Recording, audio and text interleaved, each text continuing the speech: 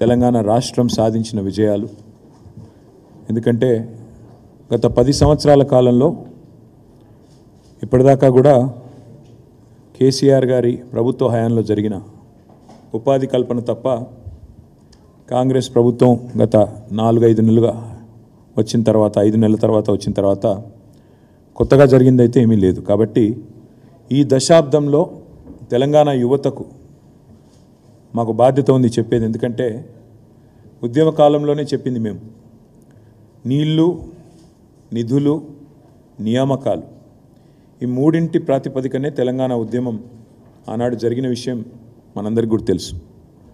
అందుకే తెలంగాణ యువతకు, తెలంగాణలోని ప్రతి తల్లి తండ్రికి కేసీఆర్ గారి నాయకత్వంలో తెలంగాణ రాష్ట్రం సాధించిన ప్రగతి, తెలంగాణ రాష్ట్రం ముఖ్యంగా ఉపాధి కల్పన రంగంలో సాధించిన విజయాలను ఒక్కసారి తిరిగి గుర్తు చేయాల్సిన బాధ్యత మా మీద ఉన్నది. కాబట్టి మీ ద్వారా వారి దృష్టికి కొన్ని విషయాలు నేను తీసుకొని పోయే ప్రయత్నం చేస్తాను. ఆనాడు ఉమ్మడి ఆంధ్రప్రదేశ్ రాష్ట్రంలో యథేచ్ఛగా తెలంగాణకు రావాల్సిన ప్రభుత్వ ఉద్యోగాలలో తెలంగాణకు రావాల్సిన ఉద్యోగాల విషయంలో తీవ్రమైన వివక్ష, తీవ్రమైన ఏదైతే అన్యాయం జరిగిందో ఆ అన్యాయాన్ని నిరసిస్తూ ఎన్నో సందర్భాలలో కేసీఆర్ గారు అదేవిధంగా టీఆర్ఎస్ నాయకత్వం ఆనాడు పెద్ద ఎత్తున ఉద్యమాలు, చివరికి ఫ్రీ జోన్ హైదరాబాద్ అని తీసుకొస్తే దాన్ని నిరసిస్తూ ఆమరణ నిరాహార దీక్ష కూడా చేసిన విషయాన్ని నేను గుర్తు చేస్తూ ఉన్నాను. అప్పట్లో ఉమ్మడి రాష్ట్రంలో, ఉమ్మడి ఆంధ్రప్రదేశ్లో ప్రెసిడెన్షియల్ ఆర్డర్ని, రాష్ట్రపతి ఉత్తర్వులని యథేచ్ఛగా వారి ఇష్టానుసారంగా ఆనాటి అప్పటి కాంగ్రెస్ ప్రభుత్వం కానీ అప్పటి ప్రభుత్వాలు కానీ తుంగలో దొక్కినాయి, ఉల్లంఘించినాయి. జిల్లాల్లో జోనల్ సిస్టంలో ఆనాడు నాన్ లోకల్ కోటా, నిజానికి జనరల్ కోటా అది, దాన్ని నాన్ లోకల్ కోటాగా ఆనాడు అన్వయిస్తూ దానికి నాన్ లోకల్ అనే ఒక నిర్వచనం చెప్తూ తెలంగాణ యువతకు తీవ్ర అన్యాయం చేసింది ఆనాటి అప్పటి సమైక్య పాలకులు. కేసీఆర్ గారి ప్రభుత్వం వచ్చిన తర్వాత, తెలంగాణ రాష్ట్రం ఏర్పడ్డ తర్వాత భారతదేశంలోనే మొట్టమొదటిసారిగా, ఈరోజు నేను కాంగ్రెస్ నాయకత్వాన్ని, బీజేపీ నాయకత్వాన్ని ఈ విషయంలో సవాల్ చేస్తూ ఉన్నా. భారతదేశంలో ఏదైనా ఒక రాష్ట్రంలో అటెండర్ నుంచి గ్రూప్ 1 ఆఫీసర్ దాకా 95% ప్రభుత్వ ఉద్యోగాలు స్థానిక పిల్లలకే ఇచ్చే రాష్ట్రం తెలంగాణ తప్ప మరొకటి ఉన్నదా? దయచేసి ఉంటే తెలంగాణ యువతకు చెప్పాలి అని చెప్పి నేను కాంగ్రెస్ నాయకత్వాన్ని, బీజేపీ నాయకత్వాన్ని సవాల్ చేస్తూ ఉన్నాను. ఎందుకు కాంగ్రెస్ బీజేపీ అంటున్నా అంటే ఈ రెండు పార్టీలే మరి భారతదేశంలో 75 ఏళ్ళుగా రాష్ట్రాల్లో కానీ కేంద్రంలో కానీ అధికారాన్ని చెలాయించింది, అధికారాన్ని అనుభవించింది, ఈరోజు కూడా అనుభవిస్తున్నది. ఇప్పటికి కూడా భారతదేశంలోని 28 రాష్ట్రాల్లో అధికారాన్ని నిర్వహిస్తున్నది ఈ రెండు పార్టీలే. కాబట్టి నేను చెప్తా ఉన్నా, కేసీఆర్ గారి నాయకత్వంలో మేము చివరికి ప్రెసిడెంట్ గారి దాకా పోయి, పార్లమెంటుకి పోయి ఆనాటి అప్పటి ప్రధానమంత్రిని కూడా కలిసి ఒత్తిడి తెచ్చి కొత్త జోనల్ వ్యవస్థను తెచ్చి పాత విధానాన్ని సంస్కరించి అటెండర్ నుంచి మొదలు పెడితే గ్రూప్ 1 ఆఫీసర్ దాకా 95% ఉద్యోగాలు తెలంగాణలోని స్థానిక పిల్లలకు, స్థానిక యువతకే దక్కే విధంగా 95% రిజర్వేషన్ తెచ్చిన ఒకే ఒక్క నాయకుడు కేసీఆర్, ఒకే ఒక్క ప్రభుత్వం తెలంగాణ ప్రభుత్వం కేసీఆర్ గారి నాయకత్వంలో. ఈ 95% లోకల్ రిజర్వేషన్ అనేది భారతదేశంలో ఎక్కడా లేదు.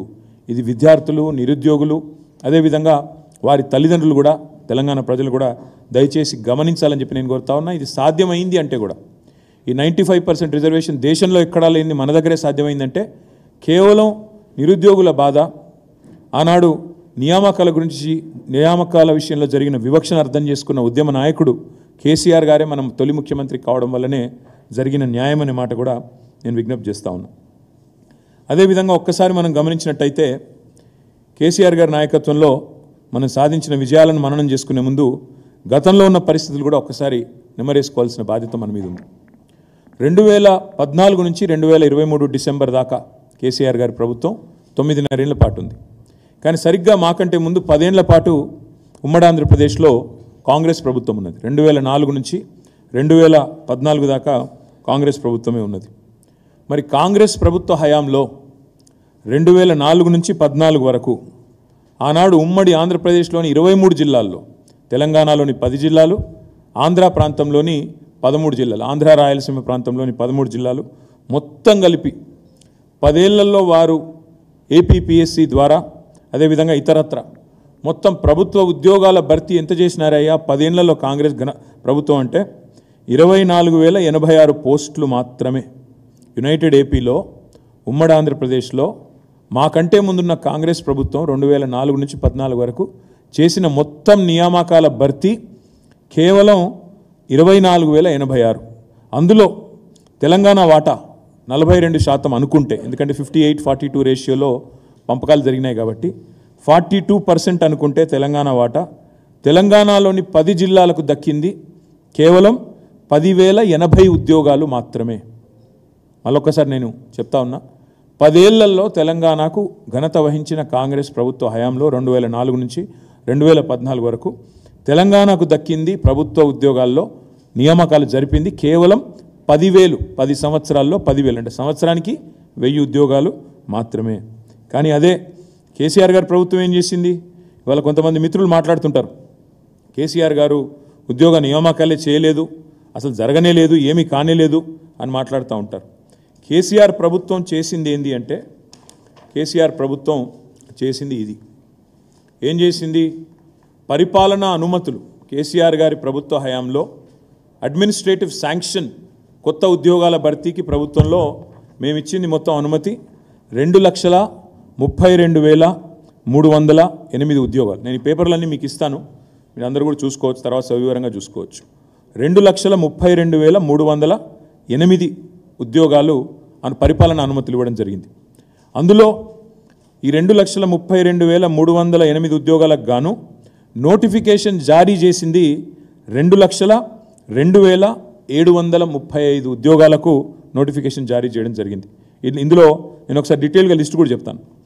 ఇందులో Telangana state public service commission ద్వారా అనుమతి ఇచ్చింది 60,918, నోటిఫికేషన్ జారీ చేసింది 54,015 ఉద్యోగాలు, భర్తీ చేసింది 35,250 ఉద్యోగాలు, ఇంకా ఒక 18,765 ఉద్యోగాలు ప్రక్రియలో కొనసాగుతూ ఉన్నాయి. పోలీస్ రిక్రూట్మెంట్ బోర్డు ద్వారా 50,425 ఉద్యోగాలకు అనుమతి ఇస్తే నోటిఫికేషన్ 48,247 ఉద్యోగాలకు జారీ చేస్తే 47,068 ఉద్యోగాలు భర్తీ చేసినాము.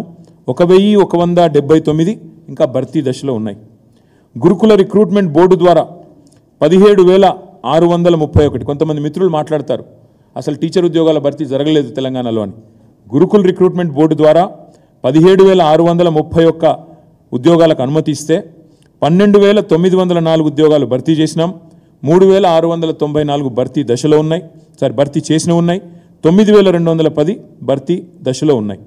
అదేవిధంగా డిఎస్సి ద్వారా 34,100 ఉద్యోగాలకు అనుమతిస్తే అందులో నోటిఫికేషన్లు జారీ చేసింది 28,534, పూర్తి చేసింది భర్తీ చేసింది 22,892, భర్తీ దశలో ఉన్నది 5,642. మెడికల్ రిక్రూట్మెంట్ బోర్డు ద్వారా 14,283 ఉద్యోగాలకు అనుమతిస్తే 9,684 ఉద్యోగాలు నోటిఫికేషన్ జారీ చేసినాం. భర్తీ చేసింది 2,047, 7,637 భర్తీ దశలో ఉన్నాయి. యూనివర్సిటీ కామన్ బోర్డు, యూనివర్సిటీలను బీఆర్ఎస్ ప్రభుత్వం నెగ్లెక్ట్ చేసిందని కొంతమంది మిత్రులు మాట్లాడతారు. అన్ని యూనివర్సిటీస్కి ఒక కామన్ బోర్డు పెట్టి చేయాలి, ఒక సిస్టమ్ తేవాలి, రిఫార్మ్స్ తేవాలనే ఉద్దేశంతో కామన్ బోర్డు అని పెట్టాం. దురదృష్టం ఏంటంటే యూనివర్సిటీ కామన్ బోర్డుకు మోకాలడ్డం పెట్టింది గవర్నర్ గారు. ఆ బిల్లుకు మోకాలు అడ్డుపెట్టి అడ్డుకున్నది గవర్నర్. లేకపోతే ఈ పాటికి ఈ 105 పోస్టుల భర్తీ కూడా అయిపోయేది. ఇతర సంస్థలన్నీ కలుపుకొని 54,846 అనుమతి ఇస్తే నోటిఫికేషన్ 49,351 జారీ చేసినాం.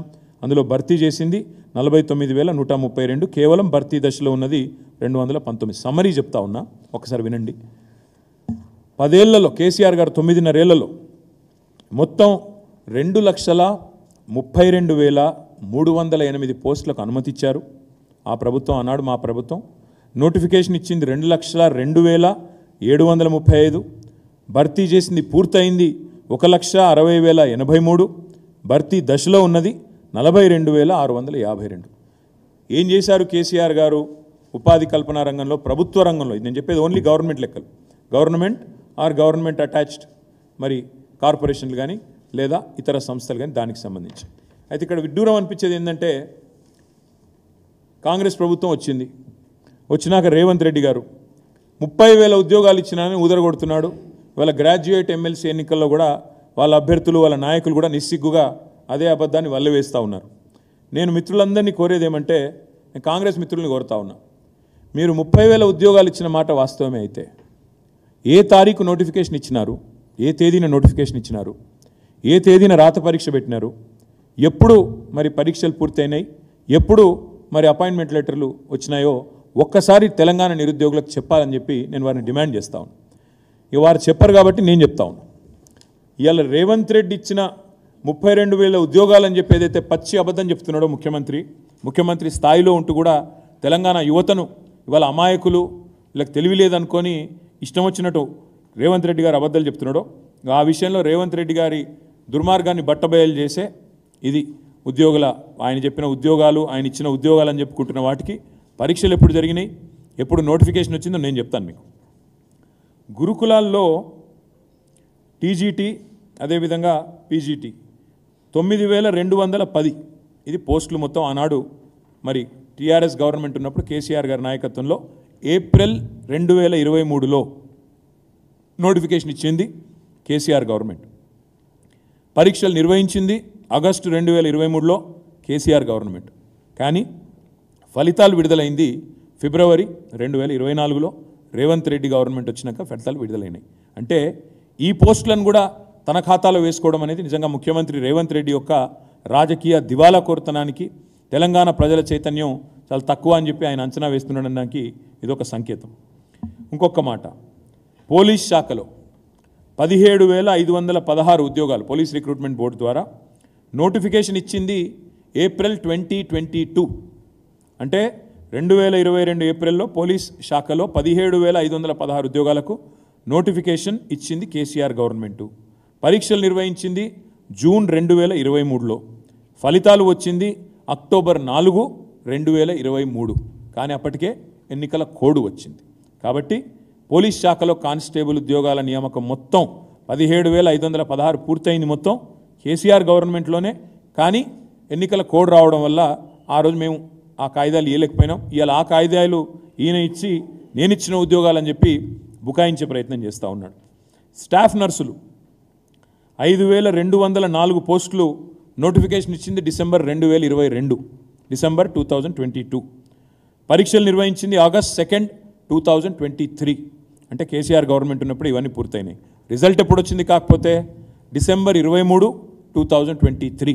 అంటే డిసెంబర్ 7 నాడు కాంగ్రెస్ గవర్నమెంట్ వస్తే ఒక 16 రోజుల తర్వాత ఈ రిజల్ట్స్ వచ్చినాయి. ఈరోజు అవి నేను ఇచ్చినా అని చెప్పి రేవంత్ రెడ్డి గారు బుకాయించే ప్రయత్నం చేస్తున్నారు. అదే మాదిరిగా ఎస్ఐ, ఏఎస్ఐ పోస్టులు 587 పోస్టులు ఏప్రిల్ 2022లో నోటిఫికేషన్ వస్తే ఏప్రిల్ 2023లో పరీక్ష పూర్తవుతే ఫలితాలు ఆగస్ట్ 7, 2023 వచ్చినాయి. కొన్ని న్యాయపరమైన చిక్కుల వల్ల వాటికి మేము నియామక పత్రాలు అందజేయలేకపోయినాం. ఇవాళ 587 కూడా నేను ఇచ్చినా అని చెప్పి రేవంత్ రెడ్డి గారు మొత్తం ఏదైతే 30,000 ఉద్యోగాలు ఇచ్చినా అని చెప్తుండో దాని యొక్క పూర్తి వివరాలు ఇది నేను మీకు అందజేస్తాను. 32,517.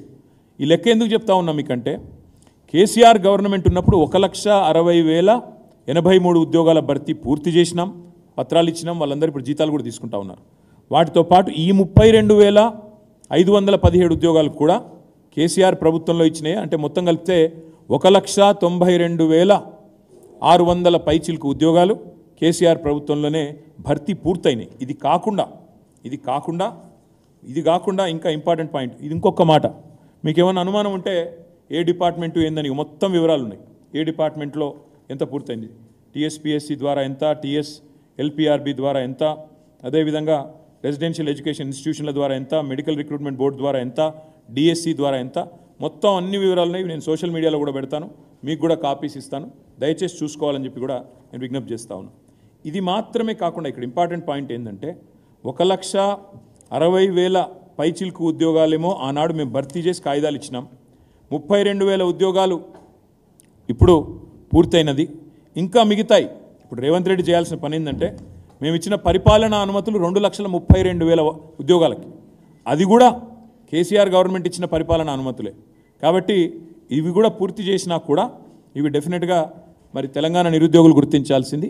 ఇది అన్నీ కూడా కేసీఆర్ గవర్నమెంట్ చేసింది. ఇది ఎందుకు చెప్తా ఉన్నా ఇదంతా అంటే కాంగ్రెస్ ప్రభుత్వం 2004 నుంచి 2014 వరకు మొత్తం చేసింది సంవత్సరానికి 1000 ఉద్యోగాల నియామకాలు. కానీ అదే కేసీఆర్ గవర్నమెంటు ఇవాళ 1,60,000 చేసింది అనుకుందామంటే కూడా సంవత్సరానికి 9.5 ఏళ్లలో సంవత్సరానికి దాదాపు 16,000 ఉద్యోగాలు ఇచ్చినట్టు లెక్క. పోనీ 1,92,000 ఉద్యోగాలు తీసుకుందాం, 94,000 ఉద్యోగాలు తీసుకుందామంటే సంవత్సరానికి దాదాపు 19,400 ఉద్యోగాలు ఇచ్చినట్టు లెక్క. 1000 ఉద్యోగాలు ఎక్కడ, సంవత్సరానికి 16,000 లేదా 19,000 ఉద్యోగాలు ఎక్కడ? అంటే ఎంత స్పీడ్గా 95% రిజర్వేషన్ తేవడమే కాకుండా జోనల్ సిస్టంలో స్థానికులకి అదేవిధంగా ఇంత పెద్ద ఎత్తున రిక్రూట్మెంట్ జరిగింది. కానీ దురదృష్టం ఏంటంటే ఈ విషయాలు మేము తెలంగాణ యువతకి ముఖ్యంగా తెలంగాణలోని పిల్లలకు సక్సెస్ఫుల్గా చెప్పుకోలేకపోయినాం. జరిగింది ఉద్యోగ నియామకాలు కాంగ్రెస్ గవర్నమెంట్తో పోలిస్తే 16 రెట్లు ఎక్కువ, 19 రెట్లు ఎక్కువ అనే మాటను సమర్థవంతంగా మేము చెప్పుకోలేకపోయినాం. వీటితో పాటు ఇవేమో గతంలో ఇచ్చిన టోటల్ ఉద్యోగాలు, అదే మాదిరిగా ఇప్పుడు రేవంత్ రెడ్డి చెప్పిన ఉద్యోగాలకు సంబంధించింది. ప్రైవేట్ రంగం ఉద్యోగాలు కూడా తెలంగాణ యువతకే పెద్ద ఎత్తున తీసుకొచ్చింది కేసీఆర్ గారి ప్రభుత్వం. మొత్తం 9.5 ఏళ్లలో కొత్త రాష్ట్రం అయినప్పటికీ కొత్త రాష్ట్రం విషయంలో కొన్ని సందిగ్ధాలు అనుమానాలు ఉన్నప్పటికీ పెట్టుబడులు తరలిపోతాయని వాదనలు ఉన్నప్పటికీ కేసీఆర్ గారు ప్రభుత్వం చేసిన అతి గొప్ప పని ఏంటంటే ప్రైవేట్ రంగంలో టీఎస్ ఐపాస్ అనే వ్యవస్థ ద్వారా మేము మొత్తం 24,000 పరిశ్రమలకు అనుమతులు ఇచ్చాం. 24,000 పరిశ్రమలు, 4 లక్షల కోట్ల పెట్టుబడులు తీసుకొని రాగలిగినాం. 24,000 పరిశ్రమలకు అనుమతులు ఇచ్చి 4 లక్షల కోట్ల పెట్టుబడులు తీసుకొచ్చి 24 లక్షల ఉద్యోగాలు ప్రత్యక్షంగా ఉపాధికి అవకాశాలు సృష్టించగలిగాము. అంటే టోటల్గా తీసుకుంటే బ్రదర్, ఓవరాల్గా తీసుకుంటే 24 లక్షల ఉద్యోగాలు ప్రైవేట్ సెక్టర్లో, 2,32,000 ఉద్యోగాలు గవర్నమెంట్ సెక్టర్లో, అంటే 26,32,000 ఉద్యోగాలు సృష్టించింది తెలంగాణ ప్రభుత్వం కేసీఆర్ గారి నాయకత్వంలో. నేను ఒక్కటే అడుగుతా ఉన్నా, నేను ఎన్నికల సందర్భంగా అడిగాను, సరే ఆ రణగుణ ధ్వనిలో చాలామందికి వినబడలేదు. నేను ఒక్కటే అడుగుతా ఉన్నా, ఇంతకంటే ఎక్కువ రిక్రూట్మెంట్ చేసిన ప్రభుత్వం భారతదేశంలో గత 10 ఏళ్లలో 2014 నుంచి 23 దాకా ఏదన్నా ఒక్కటి ఉన్నదా భారతదేశంలో? దయచేసి ఉంటే చూపెట్టండి అని కాంగ్రెస్ బీజేపీ నాయకులు నేను అడుగుతా ఉన్నా. మాకంటే ఎక్కువ రిక్రూట్మెంట్ చేసిన ఒక్క ప్రభుత్వం కాంగ్రెస్ది కానీ బీజేపీది కానీ భారతదేశంలో ఎక్కడన్నా ఉంటే నేను రేపు ఈ టైం కల్లా రాజీనామా చేసి పోతా. ఇది నా ఆఫర్ వాళ్ళకి. ఇది ఎన్నికలప్పుడు కూడా చెప్పాను, రాహుల్ గాంధీకి చెప్పాను, బీజేపీ వాళ్ళకి చెప్పాను. తెల్లారి లేస్తే నోటికి వచ్చినట్టు వాగడం కాదు, దయచేసి చూపెట్టండి దేశంలో తెలంగాణ కంటే బెటర్ పర్ఫార్మింగ్ గవర్నమెంట్ రిక్రూట్మెంట్లో, ఎంప్లాయ్మెంట్ క్రియేషన్లో ఏదన్నా ఉన్నదా ఉంటే దయచేసి చూపెట్టండి. ఆధారాలతో ఇప్పుడు నేను చెప్పినట్లు లెక్కలతో సహా చెప్పండి, సొల్లు పురాణం చెప్పొద్దు అని చెప్పాను.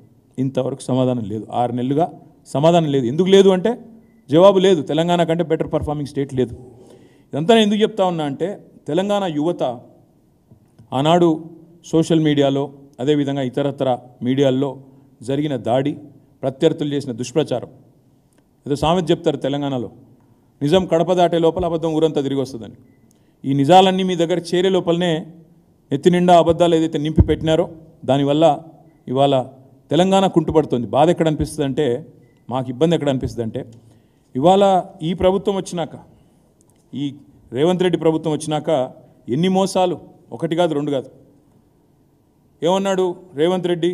కాంగ్రెస్ రాగానే మొదటి సంవత్సరంలో 2 లక్షల ఉద్యోగాలు అన్నాడు. మరి మొదటి సంవత్సరంలో 2 లక్షల ఉద్యోగాలు అంటే నేను ఒకటే అడుగుతా ఉన్నా, ఏది మరి ఒక్క నోటిఫికేషన్ అన్న వచ్చిందా? ఒక్కటి. గతంలో మేమిచ్చిన 2 నోటిఫికేషన్లు, ఒకటేమో మేము గ్రూప్ 1 నోటిఫికేషన్ ఇచ్చినాం. ఇస్తే ఎంత గొప్పవాడు ఈ ప్రభుత్వం, ఈ రేవంత్ రెడ్డి అంటే, ఈ కాంగ్రెస్ ప్రభుత్వం ఎంత గొప్పదంటే, ఆనాడు మేము 503 పోస్టులతో గ్రూప్ 1 నోటిఫికేషన్ ఇచ్చినాం. ఇస్తే దాన్ని రద్దు చేసిండు రాగానే. మేము పోనీ ఇంకొక 2,000 పోస్టులు లేకపోతే ఇంకో 500 పోస్టులు యాడ్ చేస్తాడేమో అనుకున్నాం. ఏం చేసిండు ఈయన? 60 పోస్టులు యాడ్ చేసిండు.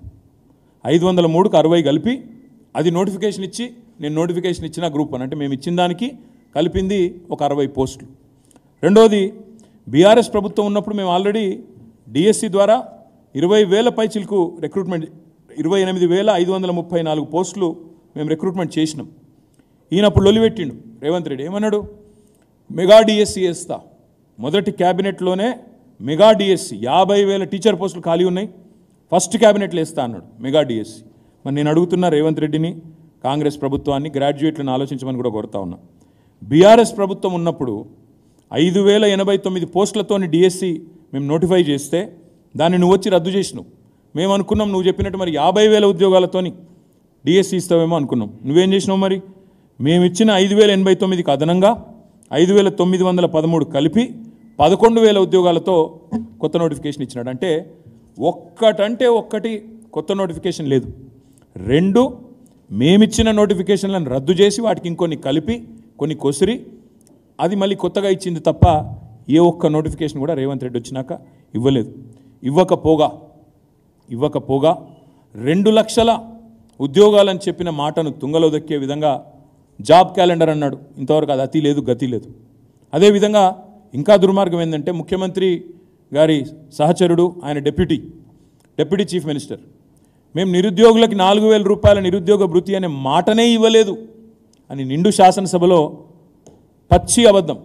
వాళ్ళ నాయకురాలు ప్రియాంక గాంధీ గారిని పిలిచేమో ఇక్కడ యూత్ డిక్లరేషన్లో నెలకు 4,000 అని చెప్పి మాట, కానీ వెంటనే ఉప ముఖ్యమంత్రి గారు శాసనసభలో మాట మార్చి మేము ఉద్యోగాలు ఇస్తామన్నాం కానీ నిరుద్యోగ భృతి ఇస్తామని ఎక్కడ చెప్పాం అని చెప్పి మాట మార్చినారు. ఇవన్నీ కూడా తెలంగాణ యువత, తెలంగాణ నిరుద్యోగులు, తెలంగాణ గ్రాడ్యుయేట్లు అందరూ గమనించాలని చెప్పి నేను విజ్ఞప్తి చేస్తూ ఉన్నా. ఇవాళ ఈ ముఖ్యమంత్రి గారు సరే ప్రభుత్వ ఉద్యోగాలు ఎట్లాగూ ఇస్తలేడు, జాబ్ క్యాలెండర్ ఎట్లాగూ లేదు, మీకు అర్థమైపోయింది మోసం. ప్రవేశ పరీక్షలకు, ఎంట్రన్స్ టెస్ట్లకు రూపాయి కూడా ఫీజు తీసుకొని అన్నాడు. మరి కేసీఆర్ గారు ఉన్నప్పుడు టీచర్ ఎలిజిబిలిటీ టెస్ట్ ఫీజు 400 రూపాయలు ఉండేది. రేవంత్ రెడ్డి గారు చెప్పినారు నేను ₹1 కూడా తీసుకోను, 0 ఫీజు అన్నాడు. కానీ ఆయన వచ్చినాక టెట్ ఫీజుని 400 ఉన్నదాన్ని 2,000 చేసినాడు. ఇది వాస్తవం. అంటే చెప్పేది ఒకటి, చేసేది ఒకటి. ఈ అన్నింటికీ మించిన దారుణమైన వ్యవహారం ఏంటంటే, బాధ ఎక్కడ అనిపిస్తుంది అంటే, మేము కష్టపడి తెచ్చిన ప్రైవేట్ సెక్టర్లో తెచ్చిన పరిశ్రమలు ఇవాళ వాటికి కూడా పాతరేస్తూ ఉన్నాడు ఈ ముఖ్యమంత్రి, ఈ ప్రభుత్వం. అక్కడ బాధ అనిపిస్తున్నది. ఫార్మా సిటీ పేరిట 12,000 ఎకరాల్లో అద్భుతంగా భారతదేశంలో కాదు ప్రపంచంలో అతిపెద్ద ఫార్మా క్లస్టర్ పెట్టి ఒక 5 లక్షల ఉద్యోగాలు, ప్రత్యక్షంగా పరోక్షంగా 5 లక్షల ఉద్యోగాల సృష్టికి మొత్తం రంగమంతా సిద్ధం చేస్తే ఈయన వచ్చి ఫార్మాసిటీ రద్దు అన్నాడు. అక్కడ రియల్ ఎస్టేట్ చేస్తారట. ఫార్మాసిటీ రద్దు చేసి రియల్ ఎస్టేట్ చేస్తా అని చెప్పి ఈ ముఖ్యమంత్రి చెప్తా ఉన్నాడు. ఇంకా దారుణం, బిల్డర్ల మీద ట్యాక్సులు వేసి, ఇప్పుడు ನೀವು వింటున్నారు, మీరు నేను అందరం వింటున్నాం. ఒకటి బి ట్యాక్స్ అట, బట్టి ట్యాక్స్, ఆర్ ట్యాక్స్ అట, రేవంత్ ట్యాక్స్ మరి రాహుల్ ట్యాక్స్ తెలియదు, యూ ట్యాక్స్ అట, Uttam tax, B tax, R tax, U tax, Bru. ఇదివరకు బ్రూ కాఫీ ఉండే, ఇప్పుడు బ్రూ ట్యాక్స్ వచ్చింది తెలంగాణలో. ఇది కూడా అన్ని అనధికార ట్యాక్సులు, జిఎస్టీ, వ్యాట్, ఎస్జిఎస్టీ లెక్క బ్రూ ట్యాక్స్. అదొకటి కొత్త ట్యాక్స్ వచ్చింది. పాపం బిల్డర్లను సావగొడుతున్నారు. ఎవరి దుకాణం వాళ్ళది, ఎవరు ఎంత దండుకుంటే అంత దండుకోవాలి. ఎందుకంటే అది రక్తం రుచి మరిగిన పులులు కదా వీళ్ళు. 10 ఏళ్ళు అధికారానికి దూరం అయినరు. ఇప్పుడు విచ్చల విడిగా ఎవరి దుకాణం వాళ్ళది. రేపో మాపో ఎక్సైజ్ దుకాణం కూడా తెరుస్తారు, జూపల్లి కృష్ణారావు దుకాణం ఇంకోటి చాలా అవుతుందని చెప్తున్నారు. మరి చూడాలా. నేనేమన్నా అంటే ఈ బ్రూ ట్యాక్సులు దీనివల్ల ఏమవుతుంది, ఎవరి పాటికి వాళ్ళు పెట్టుబడిదారుల మీద దాడి చేస్తే నిర్మాణ రంగం కుదేలవుతున్నది. వాళ్ళు అడగండి, హైదరాబాద్లో ఏ బిల్డర్ని అడగండి, 5 నెలల్లో బిల్డింగ్ పర్మిషన్లు బంద్ అయినాయండి. ఎందుకు బంద్ అయినాయి? ఎట్లా వస్తాయి మరి పెట్టుబడులు? ఎట్లా జరుగుతుంది ఉపాధి కల్పన? ఈ రకంగా అడ్డగోలుగా పడి దోచుకొని తింటుంటే మేము అర్థం చేసుకోగలం. మీరు ఢిల్లీకి సామంతరాజులు కాబట్టి, మీరు ఢిల్లీకి కప్పం కట్టాలి కాబట్టి, ఆ కప్పం కట్టేందుకు ట్యాక్సులు, ఈ దోపిడీ ఇదంతా మాకు తెలుసు, ముందే చెప్పినాం ప్రజలకి. సరే అయినా ప్రజలు ఓటేసినారు, మీ అదృష్టం బాగుంది, మంచిదే, సంతోషం. కానీ ఇవాళ దురదృష్టం ఏంటంటే, ఒకవైపేమో బిల్డర్లను బెదిరిస్తారు, బ్లాక్మెయిల్ చేస్తారు, be tax, R tax, U tax అని వసూలు చేస్తారు. మరొక వైపు కొత్త పరిశ్రమలు తెచ్చుడు కాదు, ఉన్న పరిశ్రమలే పోతున్నాయి. బాధ అక్కడ అనిపిస్తున్నది. ఉన్న పరిశ్రమలు, మేము తెచ్చిన పరిశ్రమలు, కేన్స్ టెక్నాలజీస్ అనే కంపెనీ మైసూరు నుంచి ఎన్నికల కోడ్ ఉన్నప్పుడు కూడా నేను ఎఫర్ట్ పెట్టి వాళ్ళను గుజరాత్కు పోతామంటే పట్టి ఆపి వారం రోజుల్లో మీకు ల్యాండ్ ఇచ్చే బాధ్యత నాది అని చెప్పి కొంగర్ కలాన్లో వాళ్ళకు కావాల్సిన చోట ఫాక్స్కాన్ పరిశ్రమ ఎదురుగా ల్యాండ్ ఇచ్చింది నేను, మా డిపార్ట్మెంట్, ఇండస్ట్రీస్ డిపార్ట్మెంట్. 3,700 కోట్ల పెట్టుబడి. దానివల్ల దాదాపు ఒక 15-20 మంది పిల్లలకు ప్రత్యక్షంగా పరోక్షంగా ఉద్యోగాలు వచ్చే అవకాశం. ఇవాళ ఈ ప్రభుత్వం వచ్చినాక వీళ్ళు ఏం అడిగినరో, ఏం చేసినరో, బ్లాక్మెయిల్ చేసినరో, తిట్టినరో, కొట్టినరో తెలియదు. ఆయన మొత్తం తట్టాబుట్టా సదురుకొని మనం ల్యాండ్ అలాట్మెంట్ చేసిపోయినాం. మేము తట్టబుట్ట చదువుకొని గుజరాత్ వెళ్ళిపోయాడు. ఇంకొక పరిశ్రమ కార్నింగ్ అని అంతర్జాతీయ పరిశ్రమ, అది 1000 కోట్ల పెట్టుబడి. నేను బాస్టన్ మహానగరాన్ని పోయినప్పుడు అక్కడ సంస్థను ఒప్పించి 1000 కోట్ల పెట్టుబడి వాళ్ళు తమిళనాడు కర్ణాటకకి చూస్తుంటే వద్దొద్దు మీరు ఇక్కడికే రావాలని ఒప్పించి వాళ్ళను అక్కడ సంతకం చేసుకొని వచ్చినాం, ఒప్పందం కుదుర్చుకొని వచ్చినాం. ఈ ప్రభుత్వం వచ్చింది, ఆయనతో మళ్ళీ ఆ పరిశ్రమ తమిళనాడుకి వెళ్ళిపోయింది. మేము ద్వితీయ శ్రేణి పట్టణాలు వరంగల్ లాంటి పట్టణాలు కూడా ఐటీని తీసుకొని పోయినాం, ఐటీ హబ్బులు పెట్టినాం. నల్లగొండలో, మహబూబ్ నగర్లో, ఖమ్మంలో, వరంగల్లో, కరీంనగర్లో, నిజామాబాద్లో, సిద్దిపేటలో, ఇవన్నీ చోట్ల, ఆదిలాబాద్లో నిర్మాణంలో ఉంది, ఇవన్నీ చోట్ల ఐటీ హబ్బులు పెట్టినాం. ఇవాళ దురదృష్టం ఏంటంటే వరంగల్లో మేము టెక్ మహీంద్రాని తీసుకొని పోయి నేనే ఇనాగరేట్ చేసిన. ఇవాళ టెక్ మహీంద్రా వరంగల్ ఆఫీస్ మూసేస్తున్నారు. నేను అందుకే అడుగుతా ఉన్నా మా గ్రాడ్యుయేట్ తమ్ముళ్లను, గ్రాడ్యుయేట్ చెల్లెలను, ఈ కాంగ్రెస్ ప్రభుత్వం వచ్చిన తర్వాత ఏం జరుగుతూ ఉందో ఆలోచించండి. ఇవాళ దారుణమైన పరిస్థితి ఏంటంటే మా ప్రభుత్వంలో ఇగో ఇది ఐటీ గ్రోత్, ఇది ఈ నెంబర్స్, ఇవి నెంబర్స్ అయితే అబద్ధాలు చెప్పవు, ఇవి నా నెంబర్స్ కావు, ఇవి నాస్కాము, STPI software technologies park of India వాళ్ళ నెంబర్స్ ఇవి. 2014లో మా ప్రభుత్వం వచ్చినాడు తెలంగాణలో ఐటీ ఎగుమతులు 57,258 కోట్లు. తెలంగాణలో ఆనాడు ఐటీ ఉద్యోగులు 3,23,396. ఇది 2014. మేము దిగిపోయే నాడు 2023 మే నాటికే ఈ నెంబరు, ఆ తర్వాత ఇంకా పెరిగింటుంది. మేము దిగిపోయే నాడు 2023 ఐటీ ఎగుమతులు 57,000 నుంచి 2,41,275 కోట్లకు పెరిగినాయి. ఐటీ ఉద్యోగుల సంఖ్య 3,23,396 నుంచి 9,05,715కు పెరిగింది. అంటే ఇదంతా ఎందుకు చెప్తా ఉన్నా అంటే తెలంగాణలోని విద్యావంతులు ఇవాళ ముఖ్యంగా ఈ గ్రాడ్యుయేట్ ఉప ఎన్నికల్లో ఓటేస్తున్న విద్యావంతులు ఎవరైతే ఉన్నారో ఈ వివరాలన్నీ మీరు తెలుసుకుంటే, మీరు అర్థం చేసుకుంటే, మీరు 10 మందికి చెప్తేనే ఈ కాంగ్రెస్ ప్రభుత్వం మీద ఒత్తిడి ఉంటుంది, కేంద్రంలో ఉన్న బీజేపీ మీద కూడా ఒత్తిడి ఉంటుంది. ఒక ఎదుగుతున్న రాష్ట్రం, పరుగులు పెడుతున్న రాష్ట్రం తెలంగాణ, ఇట్లాంటి రాష్ట్రానికి అన్యాయం చేయకూడదు. ఇట్లాంటి రాష్ట్రానికి చేయగలిగితే దశాబ్ది నిండుతున్న సందర్భంగా అన్యాయం చేయకుండా చేయగలిగితే మేలు చేయాలన్న ఆలోచన ఉండాలి తప్ప ఈ రకంగా వంచే కార్యక్రమాలు, ఎన్నికల్లో ఓట్లు దండుకోవడానికి మాత్రమే చేసే ఊకదంపుడు హామీలు, ఇచ్చే హామీలు, ఊకదంపుడు ఉపన్యాసాలు అవి కాకుండా ఇప్పుడు కాంగ్రెస్ ప్రభుత్వం ఒక్క ఉద్యోగం కొత్తగా ఇవ్వలేదు. ఇవ్వకపోగా ఆనాటి కేసీఆర్ ప్రభుత్వం ఇచ్చిన ఉద్యోగాలు మేమిచ్చిన ఉద్యోగాలుగా చెప్పుకుంటుంది. అందుకే ఈ వాస్తవాలన్నీ తెలంగాణ యువత ముందు పెట్టాలి. రాబోయే 4.5 ఏళ్ళైనా మరి ఈ ప్రభుత్వాన్ని సరైన పద్ధతుల్లో నడిపే విధంగా తెలంగాణ విద్యావంతులు తీర్పియాలని నా ప్రార్థన. ముఖ్యంగా హైదరాబాద్లోని కోచింగ్ సెంటర్లలో ఏ యువతనైతే వాళ్ళు ఇక్కడ కోచింగ్ తీసుకుంటా ఉన్నారో, వరంగల్, నల్లగొండ, ఖమ్మం ఈ 3 ఉమ్మడి జిల్లాలకు సంబంధించిన గ్రాడ్యుయేట్లకు కూడా, హైదరాబాద్లో ఉన్న వాళ్ళకు కూడా నేను విజ్ఞప్తి చేస్తూ ఉన్నా. ఈ ప్రభుత్వం మీకు ఇచ్చిన హామీలు నెరవేరాలి అంటే మరి పట్టభద్రుల ఎమ్మెల్సీగా మా అభ్యర్థి ఏనుగుల రాకేష్ రెడ్డిని మీరు గెలిపించినట్టు అవుతే తప్పకుండా మీ తరపున ప్రభుత్వం మీద ప్రశ్నిస్తూ, ఎప్పటికప్పుడు నిలదీస్తూ, నిగ్గదీస్తూ, వారు చేసిన తప్పులను కడుగుతూ, అదేవిధంగా నిరుద్యోగుల తరపున మరి మీకు ఇవ్వాల్సిన నిరుద్యోగ భృతి కానీ, మీకు రావాల్సిన నోటిఫికేషన్లు కానీ, మీకు ఉద్యోగులకు రావాల్సిన డిఏలు, పిఆర్సీలు, ప్రమోషన్లు కానీ వీటన్నింటి విషయంలో బీఆర్ఎస్ పార్టీకి ప్రధాన ప్రతిపక్షంగా మరింత వెన్నుదన్నుగా ఉండే అవకాశం ఉంటుందని విజ్ఞప్తి చేస్తూ, మరి ఒక మంచి అభ్యర్థిని కేసీఆర్ గారు మాకు ఇచ్చినారు. ఒక గోల్డ్ మెడలిస్టు, చదువుకున్న అభ్యర్థి, విద్యావంతుడు, సౌమ్యుడు, ప్రజా ఉద్యమాల్లో పాల్గొన్నవాడు, అదేవిధంగా అన్నింటికి మించి యువకుడు, ఉత్సాహవంతుడు. ఎలాంటి క్రిమినల్ కేసులు లేవు, ఎలాంటి బ్లాక్మెయిల్ ఆరోపణలు లేవు, ఎలాంటి అక్రమాలు లేవు, అన్యాయాలు లేవు. ఒక క్లీన్ ఇమేజ్ ఉన్న నాయకుడిని కేసీఆర్ గారు మీ ముందు పెట్టారు. కాబట్టి మొదటి ప్రాధాన్యత ఓటు. మే 27 నాడు ఇక్కడ హైదరాబాద్లో ఉండే గ్రాడ్యుయేట్స్ కూడా మరి మీకు మిత్రులున్నా, మీకు చుట్టాలున్నా, ఎవరున్నా నల్లగొండ, మన వరంగల్, ఖమ్మంలో వారికి కూడా చెప్పండి. ఏనుగుల రాకేష్ రెడ్డి గారి మరి 3వ స్థానంలో ఉన్నారు, ఆయన 3rd రోలో ఉన్నారు. ఆయనకు ఓటు వేసి ఫస్ట్ ప్రయారిటీ ఓటు వేసి గెలిపించాలని మనస్ఫూర్తిగా కోరుతూ మీకు కూడా ధన్యవాదాలు, నమస్కారం. ఈ డీటెయిల్స్ మొత్తం కూడా మీకు ఇస్తాము. మీరు దయచేసి ఇవన్నీ కూడా నా పిఆర్ఓ ఇస్తారు, మీరు కూడా దయచేసి చూసుకోండి.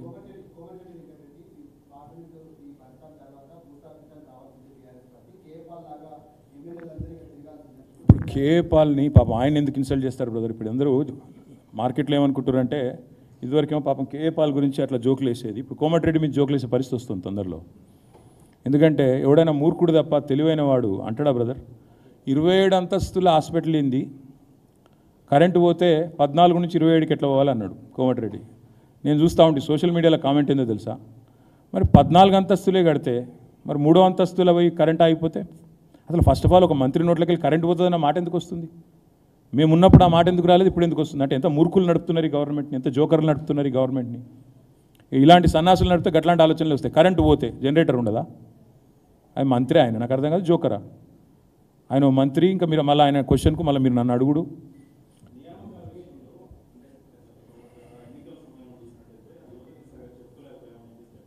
ఎన్నికల సమయంలో కాదు, 10 ఏళ్లలో చెప్పుకోలేకపోయాను. ఎలా చూస్తాం? ఇలా ఆర్ఎస్ ప్రవీణ్ కుమార్ గారు నాతో ఉన్నారని చూస్తాను. ఏం చూస్తాం? వేరే ఉన్నారని చూస్తాను.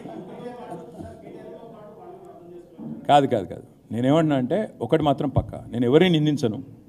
నిందించాల్సి వస్తే మేమే సరిగ్గా చేయలేదు, వాళ్ళని వీళ్ళని ఎందుకు నిందించాలి? నేను మా పార్టీ నాయకత్వం నాతో సహా మేము సరిగ్గా తెలంగాణ యువత కన్విన్స్ చేయలేదు, మేము సరిగ్గా సమాచారం ఇవ్వలేదు.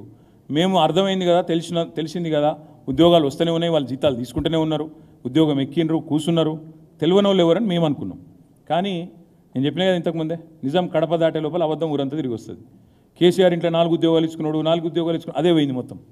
అసలు 2 లక్షల ఉద్యోగాలు ఇచ్చిన మాట ఎక్కడో మరుగున పడిపోయింది. అది పాయింట్. నేను అనేది ఏంటంటే నెగిటివ్కి ఎప్పుడైనా కూడా సోషల్ మీడియాలో కానీ ముఖ్యంగా యాంటీ ఎస్టాబ్లిష్మెంటు వార్తల్లో కొద్దిగా ముందు పోరాటాల్లో కూడా ముందుండేది యువత. మరి నేను ఇంకొక మాట కూడా అడుగుతాను, మీరు అన్నారు కదా, ఇదే యువతని ఇదే నిరుద్యోగుల్ని, ఇదే విద్యార్థుల్ని కాంగ్రెస్ నాయకులు ఎంత దారుణంగా అవమానించిండ్రండి. రేవంత్ రెడ్డి బీరు బిర్యానీకి ఆశపడే బ్యాచ్ వీళ్ళు ఉస్మానియా విద్యార్థులని మాట్లాడింది మర్చిపోదామా?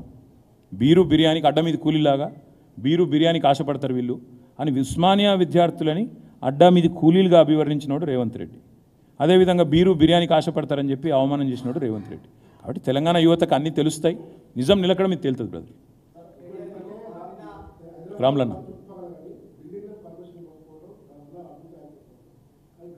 అభివృద్ధి అయిపోతుంది అనలే, బ్లాక్మెయిల్ దందాలు చాలు అయినా.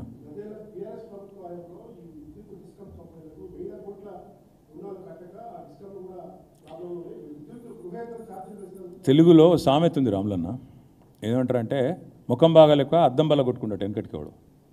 10 ఏళ్ళు మేము నడిపినాం కదా, ఇదే విద్యుత్ సంస్థలను మేము నడిపినాం కదా. ఇలా ప్రజలకు తేడా తెలుస్తలేదు. నేను ఎక్కడ పోయినా అడుగుతున్నా, కేసీఆర్ ఉన్నప్పుడు కరెంట్ ఎట్లుండే, ఇవాళ ఎట్లుందని అడుగుతున్నా. 5 నెలలనే మార్పు అన్నారు కదా, 5 నెలలనే తేలిపోయింది కదా. వీళ్ళ సమర్థత, వీళ్ళ నిర్వహణ సామర్థ్యం, ఇంత బ్రహ్మాండంగా కెపాసిటీ నిర్మాణం చేసి వీళ్ళ చేతిలో పెడితే మేము వచ్చినాడు ఎంతన్నా కెపాసిటీ ఎలక్ట్రిసిటీది 7,700 మెగావాట్లు. మేము దిగిపోయినాడు నిన్న యాదాద్రిలో కమిషన్ అయిన 2 ప్లాంట్లతో కలిపితే ఇంకో 1,600 మెగావాట్లు యాడ్ అయింది. కలిపితే 20,000 మెగావాట్లు చేసి ఈ సన్నాసులకు అప్పచెప్పినాం. గది కూడా నడుపుకునే చేత కాకపోతే మేమేం చేస్తాం దానికి? కరెంటు కోతలు హైదరాబాద్లో తిడుతున్నారు, ఊళ్ళలో తిడుతున్నారు, రైతులు ఏడుస్తున్నారు. ఏం కరెంటు కోతలు రా ఆయనని, ఎండాకాలంలో పండుకుందామంటే మధ్యాహ్నం అర్ధగంట కరెంటు ఉండదు. ఆఖరికి ఎంజీఎంలో 5 గంటల కరెంటు పోతుంది. భువనగిరి హాస్పిటల్లో కరెంటు పోతే టార్చ్ లైట్ల వెలుగులో డాక్టర్లు వైద్యం చేసే దుస్థితి ఇదేనాడని చూసిరా కేసీఆర్ గవర్నమెంట్లో. అప్పుడు మరి ఇప్పుడు ఏడదొచ్చినాయి ప్రశ్నించే గొంతులు, బట్టలు దించుకున్న మేధావులు ఎక్కడ పోయినారు? ఇప్పుడు ఏడవైంది. మరి కరెంటు ఇవాళ 20,000 మెగావాట్లకు సామర్థ్యం పెరిగినా ఎందుకు ఇవ్వలేకపోతున్నాడు రేవంత్ రెడ్డి ప్రభుత్వం? అని చేతకంతనం కాదా? 20,000 మెగావాట్ల కెపాసిటీ పెంచితే దాన్ని వాడుకునే తెలివిలేని సన్నాసులు మమ్మల్ని అంటే ఎట్లా? బకాయిలు ఇంకెన్ని రోజులు చెప్తారు ఆ కథలు? శ్వేతపత్రాల మీద గారడీలు. తర్వాత ఇంకొక మాట్లాడుతున్నా నేను, మొన్నటిదాకా తిట్టిండ్రు మేడిగడ్డ విషయంలో, మేము కాఫర్ డ్యామ్ కట్టవాయని. ఇప్పుడు ఆ లైన్కే వచ్చిరా లేదా? అక్కడ కేసీఆర్ చెప్పిన కాడికి వచ్చిందా లేదా? మళ్ళీ ఇటు పోయి అటు తిరిగి 6 నెలలకు కొండందవి ఎలుకని పట్టిండట చూడు. మేము ముందే చెప్పినాం, అరే కట్రాబై కాఫర్ డ్యాము ఎండబెట్టకు, తెలంగాణ పొలాలను ఎండబెట్టకు, రైతులను సావగొట్టకు, మా మీద కోపం అంటే మా మీద మమ్మల్ని చూసుకో అని చెప్పినాం. ఇన్లే 5 నెలలు తవ్వి మళ్ళీ ఆఖరికి ఏం చేసిండ్రు? మళ్ళీ గాడికే వచ్చిండు కదా. రిపేర్ చేయమన్నది ఎన్డీఎస్ఏ, చేస్తాము, ఎల్ఎన్టీ కట్టాలి పిట్టాలి, అదే కదా నేను అనేది. అదే నడపరాక ఆడరాక మధ్యలో ఓడంటారు, ముఖం బాగాలేక అద్దం బల్ల కొట్టుకుని అంటారు దీన్ని. ఇక నేను ఇంతకంటే ఎక్కువ ఈరోజు చెప్పను, ఎందుకంటే మిగతా విషయాలు అన్ని డైల్యూట్ అయిపోతాయి కాబట్టి వద్దు. Thank you. రేపు మళ్ళీ మాట్లాడతాను, వేరే సబ్జెక్ట్ ఉంది, రేపు మళ్ళీ వస్తా. రేపు వస్తా బ్రదర్. మీతో బాధ ఏంటంటే ఇది తెలంగాణ యువతకు సంబంధించి ఇంపార్టెంట్ సబ్జెక్ట్. మీరు ఇది రాయరు, నేను వెంకటరెడ్డిని జోకర్ ఒప్పికరు అంటే అది రాస్తారు మీరు. మీతో బాధ అది. అందుకే నేను ఏమంటున్నా అంటే వద్దు, రేపు మిగతా విషయాలు రేపు మాట్లాడుకుందాం. Thank you.